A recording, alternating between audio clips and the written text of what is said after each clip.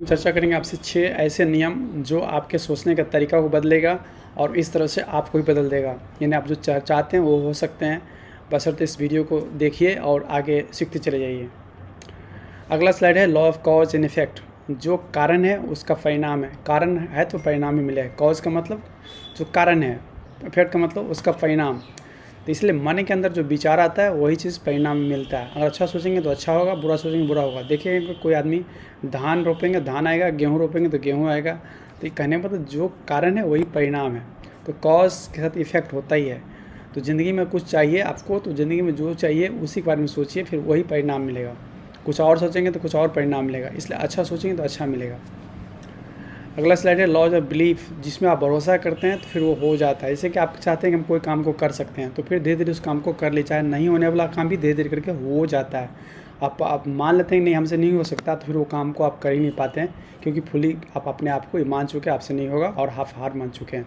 तो laws of belief कहता है कि अगर आप भरोसा करते हैं खुद के अंदर तो उस काम को आप कर सकते हैं। यानी भरोसा करना भी एक इंटेलिजेंस है, दिमाग तेज़ होने की एक पहचान है, जो खुद में भरोसा करता है। चाहे लोग उससे कुछ भी कहें लेकिन वो अपने पर भरोसा कायम रखता है। तो लॉज ऑफ बिलीफ है, अगर आप भरोसा करते हैं तो आगे बढ़ते हैं। ऑफ फोकस करने का मतलब बोलता है कि जिस भी आप ध्यान देते हैं वो चीज़ ग्रोथ कर जाता है। जैसे मान लीजिए हमको याद है, हम जब बचपन में थे तो मैं मैथ पढ़ने में अच्छा लगता था, गणित मारते थे तो गणित अच्छा था। लेकिन जब बाद में जिस सब्जेक्ट पर फोकस किए, जैसे हम केमिस्ट्री फोकस किए तो बाद में केमिस्ट्री अच्छा होने लगा। यानी जिस चीज़ को आप फोकस करते हैं वो चीज़ ग्रोथ हो जाता है, वो ग्रो करता है। जिस टॉपिक को आप बार बार देखेंगे वो चीज़ आप उसमें अच्छे बनते चले जाते हैं। इसलिए जीवन में जो है आपको कोई चीज़ चाहिए तो आपको उस पर फोकस बनाए रखना होगा, उसके बारे में सोचते रहना होगा। तो think better and act better, repeat until it becomes your nature. Ultimately कहने का मतलब जिस चीज़ को चाहिए उसी बारे में सोचिए, उस चीज़ को आप बनते चले जाइएगा।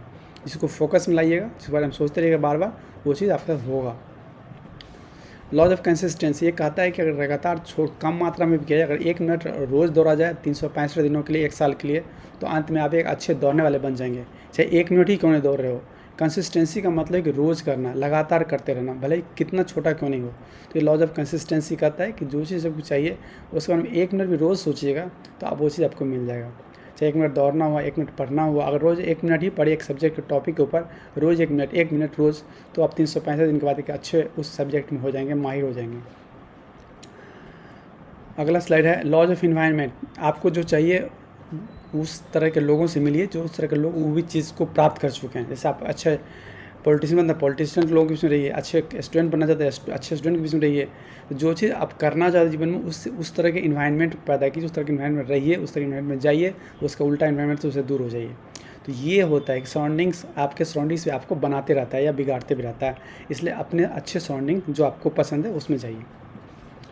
लॉज ऑफ पर्सपेक्टिव बोलता है कि देखने का नज़रिया। अगर कोई आदमी साइकिल चलाते उस समय सीखते समय गिर जाता है तो दुखी होकर साइकिल चलाना छोड़ दे, तो ये गलत पर्सपेक्टिव है।